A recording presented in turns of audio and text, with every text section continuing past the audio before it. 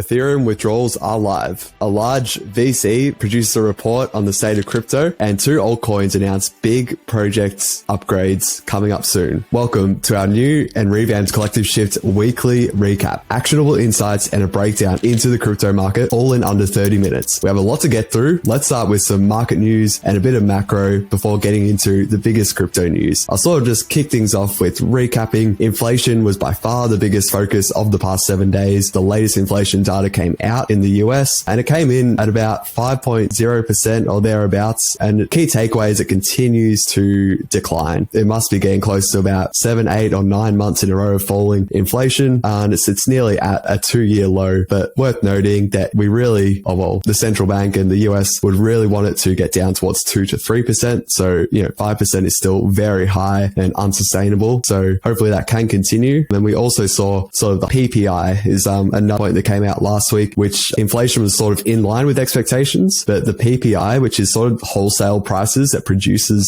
pay for their inputs, that actually surprised to the downside. So that went, I think it was negative 0.6%. I think in a month over month change, I think the market was expecting it to be flat. So again, another indicator. What's this all telling us? It's just telling us that, demand in the economy is sort of starting to, taper and ease off a bit, which you could argue is that the Federal Reserve in the US is sort of their policy of raising rates so aggressively is starting to sort of work, or at least there's signs that it is working. It always has this lag effect, and we've been waiting a while for that lag effect. So, I don't know what you think, Nick, but I think it's starting to be some positive signs at this stage, at least. Yeah, I think the key takeaway is that it's the lowest it's been in 2 years, I think up until May 2021.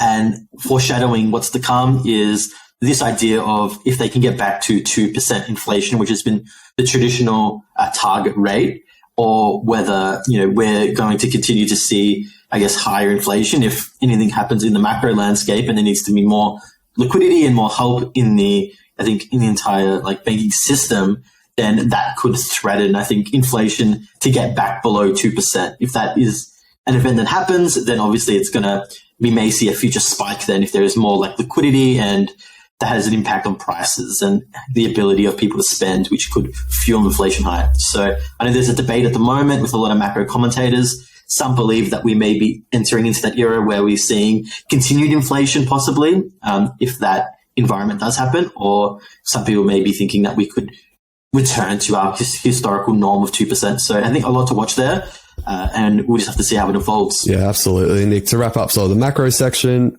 next big thing on everyone's eyes is start of May. It's one of the first days in May that the Federal Reserve meets and will announce their latest sort of policy decision. And then also this week, I think it is the first week, the first week, I believe, of US corporate earnings. That typically goes for 4 or 5 weeks, but, that really gives us a good gauge on whether the market's expectations of what is fair value, whether that's sort of warranted.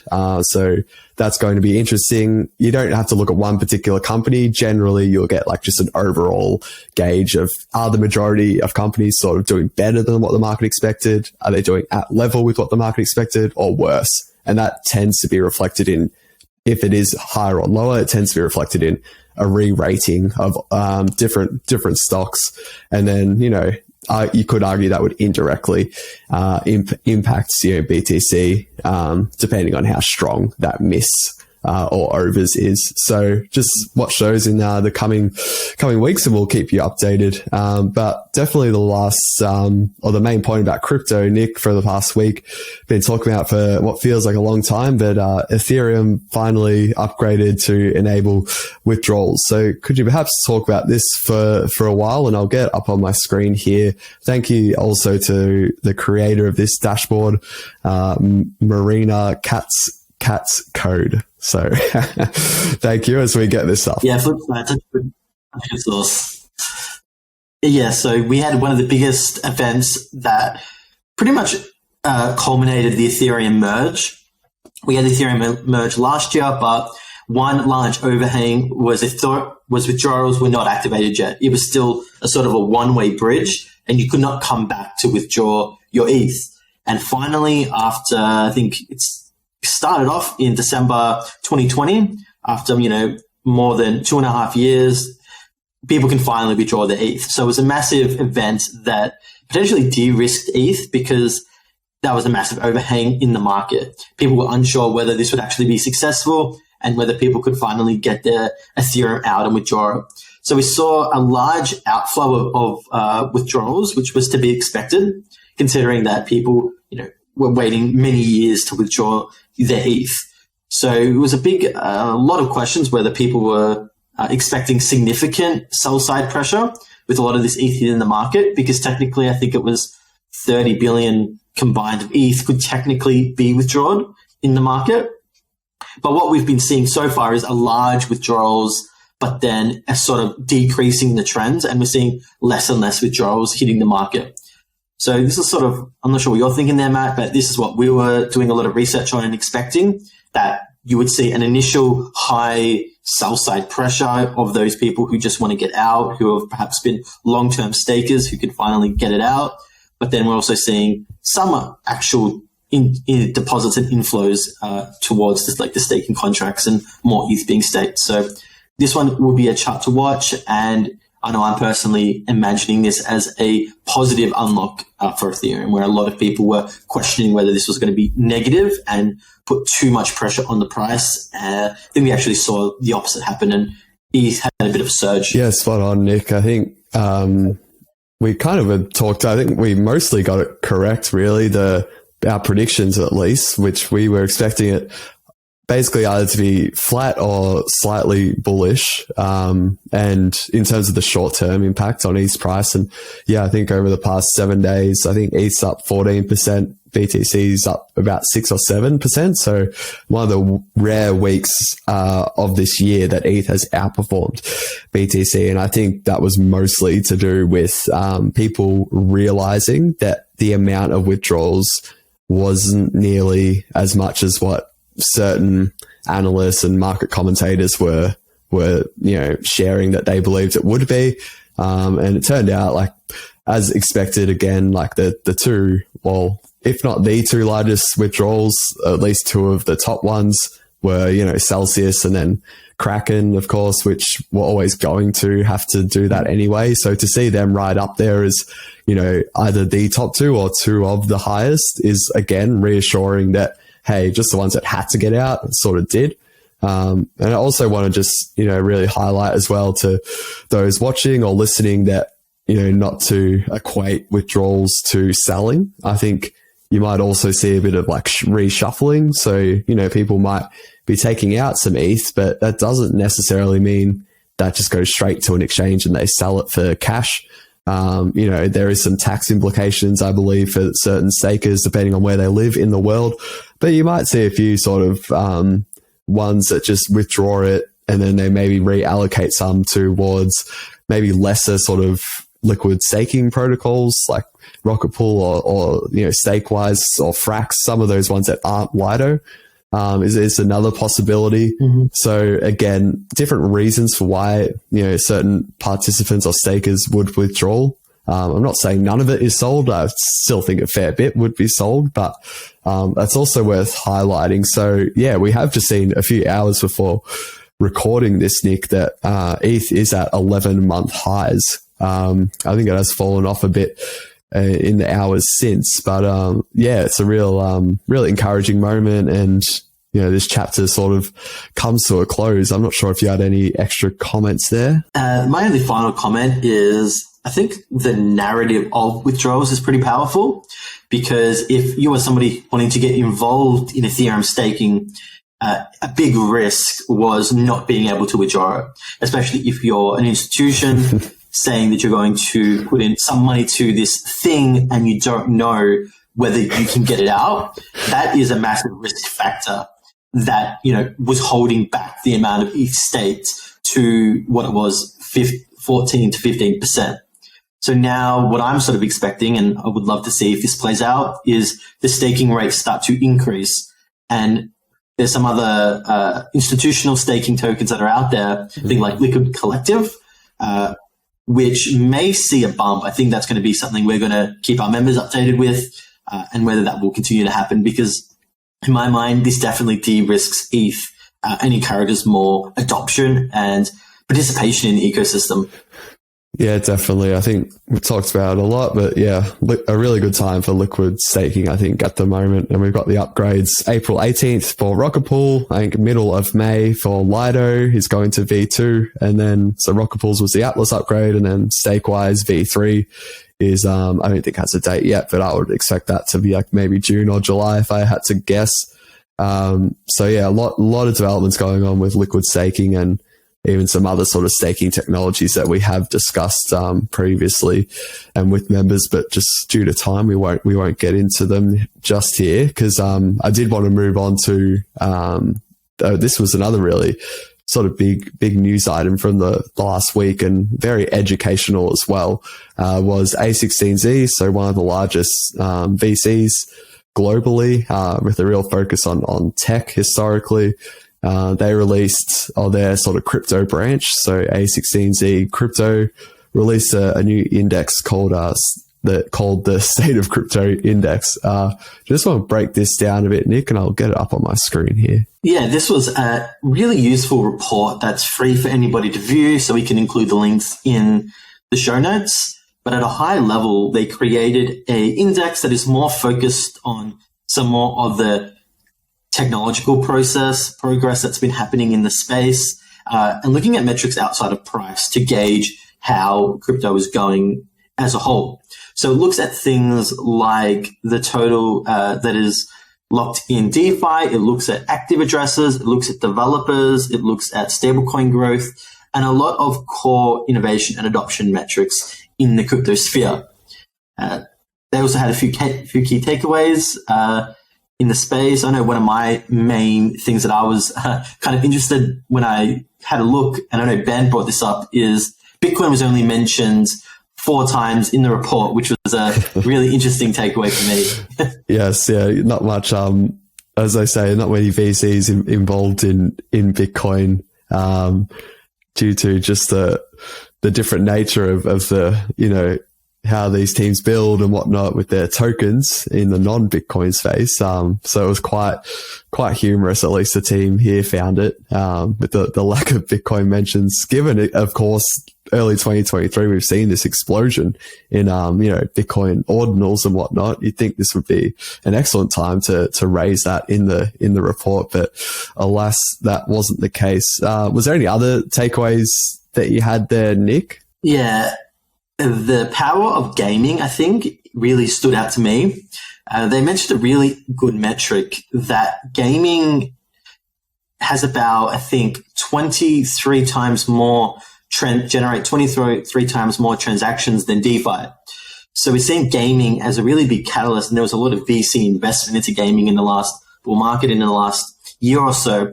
And we're going to see, I think, that be a significant catalyst, I think, for growing blockchain adoption, demand, and overall users entering the space, as we're seeing this massive amount of users and transactions generated by gaming compared to DeFi. Yeah, this was, as you said, free resource for anyone who has some spare time. They also have a really good podcast, and I believe one of their latest episodes, they have also sort of discuss this report as well. So I think their podcast is just called Web3 with A16Z. So that would be, again, good resource if anyone wants to hear from the people who put this index and report together. But yeah, definitely one, I really appreciate the focus on, tech, rather than we have so many financial related metrics in this space, even though it's based on sort of the technology and assuming the technology grows and is able to scale, which everyone just assumes will happen. But to have reports like this, which sort of showcase whether it is or not, is extremely helpful. So yeah, we'll link that below as Nick said. The next one here, we did have, some altcoin news. So, continuing to see every week, some major updates. I'll take this first one here, Nick, which was from Uniswap. So, very popular exchange or decentralized exchange. You might hear it called a DEX sometimes for those of you who are new to the space. They announced that their mobile app, had now been approved in certain countries, by Apple. So it's available now on the App Store. I believe in the US and some other countries. And they did say that they would continue to roll it out as other countries got approved. But apart from the significance, like ultimately it's like, what's the point, you might be wondering, because it is ultimately just another Web3 mobile wallet. Like there's more than a handful at this stage, and functionally, from everything I've heard, I haven't checked it out myself yet, but from everything I've heard from people who've used it, it essentially just feels the same as your likes of Rainbow and Argent and even MetaMask wallet, which people give a lot of flack for. But I think, so that aside, why is this significant? I think Apple eventually approving it was significant because Uniswap had been very vocal in how hard it was to work with Apple, and because they kept denying their request to have this app listed on their Apple's App Store. So the Uniswap team was very public about that. So it was important from the sense that, hey, Apple ultimately approved it again in certain countries, which just signals that, hey, they're not totally anti-crypto, but they're certainly very controlling. Yeah, it's perhaps a really good segue into the next big news item is the upcoming launch of the Solana phone, which you can argue was actually in a direct the reason why it was launched was directly because of these harsh reasons you stated about Apple, because a lot of crypto firms are finding it really difficult to get into the Apple Store, and you have these big gatekeepers who are maybe keeping crypto apps away from their stores. So what Solana did is they created a phone just to solve this issue, to create DeFi or like crypto native apps in their phone, and also has a really big focus on security and providing better security guarantees, sort of acting as a hardware wallet as well.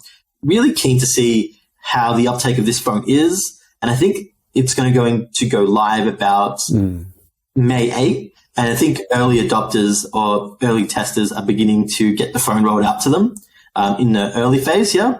So it's going to be really interesting to see exactly how many people will buy it. And I think the biggest impact will be Solana is creating their own sort of mobile technology platform for a lot of these DeFi or crypto apps, which has massive impacts in the market. So even though the Solana phone may not make it in the long run, if that's the case, a real core pillar is going to be this underlying infrastructure that they're building, which can be transported, I think, to multiple different use cases. So I love the focus on more mobile focus and making this a lot more simpler to use. Lots coming for Solana as well, I think, as we actually look into our member reports. So any members out there, I think, keen to pay attention to this next one, because Solana is definitely making a lot of moves, and probably my contrarian opinion as well on one to look out for. Yeah, absolutely. Keen to see what the rest of the year holds for that ecosystem, because it's definitely, I think it's up about 30% in the past 7 days, but is still down like a extremely large amount from its all-time highs. We will sort of move on, Nick, to what we're looking forward to, or things to expect, particularly in the coming week or so. I know you've got here, will there be more apps in DeFi or decentralized finance, whether they will get, served with a subpoena? Could you maybe just elaborate why you think this might be something to look out for? Yeah, so there was rumors generated, I think, in the last couple months about US regulators starting to subpoena DeFi applications. We saw SushiSwap be subpoenaed potentially by the SEC, and rumors are saying that we're going to see more aggressive action. This is something I think is a massive watch for the next month, because we may start to see these orders for request for information for potential enforcement action against these DeFi applications, which will have massive implications on the ecosystem. So that's just one to watch out for, especially if you're heavily involved in DeFi, because it will have massive implications for, I guess, whether these are more adopted, what are the implications of potentially users being able to access them in the US. So I think that's a lot to look out for, and one of my major themes for the next, I think, year. Yeah, it's been quite a quite a long time down for DeFi, and it doesn't really look like they're going to escape the scrutiny anytime soon. This chart probably demonstrates it the best. Like, I think the combined market cap of all DeFi tokens is something like 1 to 3% now. It's like something extremely small.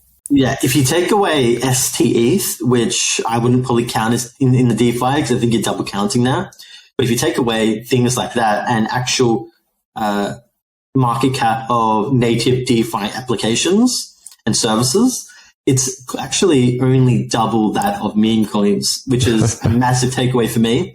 And that's a catalyst because I wonder if we're underappreciating the DeFi movement in a couple of years if it's only, say, about 3 to 4% of total crypto market cap, and not that much higher than these meme coins. Yeah, given that there's so much talk about DeFi, or not so much, but it still gets talked about more than what I would expect for something that is that small of a percent of total market cap. Here's one I saw just quickly throughout the week. DeFi Pulse, they created an index a few years ago, which was just to track a basket of the likes of Uni, like Yearn Finance, Compound, all of those.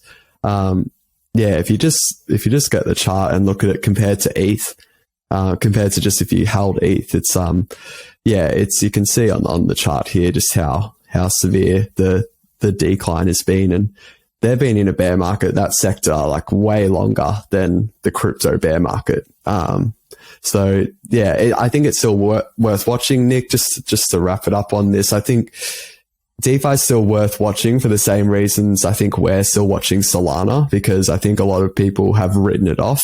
And if you are able to monitor it and just accept that that's people's consensus, and if you continue to track it and you sort of get an indication that, hey, maybe people have written it off too early, that can lead to significant gains in terms of outperforming the market. And it can also just your curiosity and such can sort of lead you to come to a conclusion that is in the minority of the market, which can, it is what we love doing for our members, of course.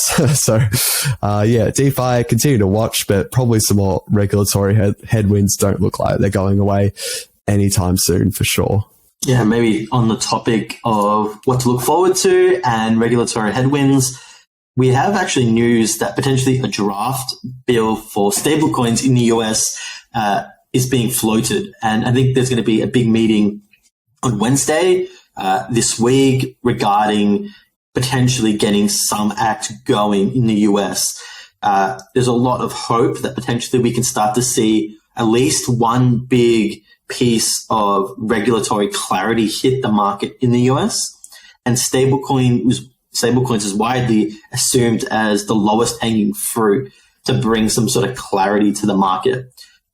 So it's a really big one to watch for, because as I was reading through the lines and some of the key points, they actually mentioned some points about these decentralized stablecoins and stablecoins that are in the market, even floating the idea of potentially, quote unquote, banning, in the short term or temporary, anything that's not backed by fiat currency. So this, I think if it goes ahead as the draft bill indicates, it would actually threaten a lot of DeFi stablecoins in the market, especially things that are backed by ETH or some other smaller cryptocurrencies. So things like DAI, which could potentially be not in favor of, being used in the US. So that is one thing I think is really important to look forward to.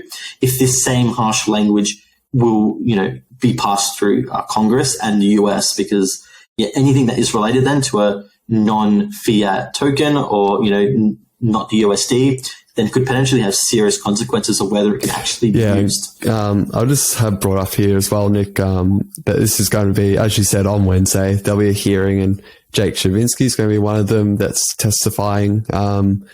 So he's always great to listen to and a good follow on Twitter, one of the longer established crypto lawyers. And interestingly here, this will come a day after the SEC chair, Gary Gensler, is appearing before the Financial Services Committee. So no doubt he'll get some questions about their, potential, oversight and inability to capture the likes of Alameda and FTX on time. And they might even question him about, their stance on how their, relationship with exchanges, seemingly compliant exchanges like Coinbase. We might get some headlines out of that hearing as well. So a big week ahead, in DC for sure. But yeah, stablecoins, Nick, they're probably, you could argue, the only or one of the only use cases that blockchain is actually like sort of been proven like after all these years. And yeah, it's kind of also, unfortunately, probably one that's high up on the list of regulators to sort of target. So yeah, very important to keep monitoring it as well. Especially because I know I was listening to some podcasts and hearing people that actually use USDC coin as a legitimate currency. They're actually, for businesses, it's actually tough because they can't put it on there's issues when you put it on the balance sheet in terms of what it is, and it's not treated as potentially like a cash equivalent, and it creates so much headache for people who want to use USDC in their everyday businesses because there's all these laws that they have to do and it's not really registered or whatever. So if we get some clarity on that, I think that's a massive headwind into more people adopting like USDC coin, which is built on crypto rails. Yeah, well said. Watch this space. We'll wrap things up before we kick off for another week. Nick, one thing that you think the market may be misinterpreted, something, that got lost in the headlines, this sort of segment we always look to, close off the show with, just to, help you out there, stay on top of everything. So what was the one thing for you, Nick, that you want to share this week? Awesome. Yeah, thanks for that. I think one of the biggest ones is this idea of Ethereum solutions trying to scale. So we're seeing a lot of token airdrops that have happened, a lot of these new platforms that have launched, but it's the idea of how these things accrue value. And I think the valuations that they're getting. So we're seeing Arbitrum launch with a really big valuation and a lot of people interested in it. But I think it's really important to zoom out and try and picture how these things can provide more utility through the token and how value accrues to these, which I know I'm going to be doing a wrap up for members and diving exactly into the long-term utility value of these things. So I think it can easily be forgotten about that these things are done and they're completed, but they still remain very centralized, and the very question over value is still debated at the moment, which potentially is maybe not being priced in at the moment. Everyone's assuming that everything's going to go well. So it's really important to think on the counter, even though I've been really excited and done a lot of content on this area, it's really important to just zoom out and think about exactly how the value accrues right now. And even though there's short-term risks to centralization, which is happening in the market, but really excited to see how this can overcome as more development happens. Yeah, it's something I think it's going to be front of conversation, pretty soon in the space. So, good to see you've been thinking about it. And as you've been covering L2s all the last, multiple years now. But the one I'd like to bring up is something I've been starting to think about a lot, just in keep things brief, is I'm really questioning, I've really started to, I don't really see a lot of people talking about this, but before we sort of get carried away with thinking, things are going to continue rallying in crypto, I'm just sort of questioning where the marginal buyers are coming from. Who are these people? I think Checkmate has done some excellent work on Collective Shift on his on-chain posts about Bitcoin activity. And he's done an excellent job of highlighting that, the latest rally has been, a lot of the accumulation has been done by the lower sort of groups of holders. So he calls them shrimp and sharks and whatnot. They're sort of just the ones that hold maybe 0.1 all the way up to maybe 5 Bitcoin. They've been the ones accumulating. And he actually, interestingly, sort of said the whales have been a net seller of BTC in this latest rally. So, okay, it's great. People have been accumulating all this time. But something that's been on my mind is that, we're up at almost 100%, and no one outside this space would be aware that this has even happened. Like, I don't really see Bitcoin be talked about much at all these days. And with the cost of living, etc., discretionary income, falling, I'm continuing to just question to myself, where's that marginal demand going to be coming from for us to go up the next leg higher? And I know I'll be writing that as well for Collective Ship members pretty soon, to just go through how it could happen and how it might not happen anytime soon. So looking forward to that. Yeah, hopefully the next quarter is more positive, keeps the positive going, but I'm also a bit cautious as well, especially when you're seeing big cryptocurrencies still doing stadium deals. I'm always still a bit trying to keep my mind straight, and part of me still thinks that there is some... Yeah, we'll keep watching. We'll keep you updated as always. So that is a wrap for this week. And if you are looking for more insights, definitely you should head over and see our revamped weekly Shift newsletter, providing free weekly market insights every Friday. You can subscribe to that free newsletter at collectiveshift.io/newsletter.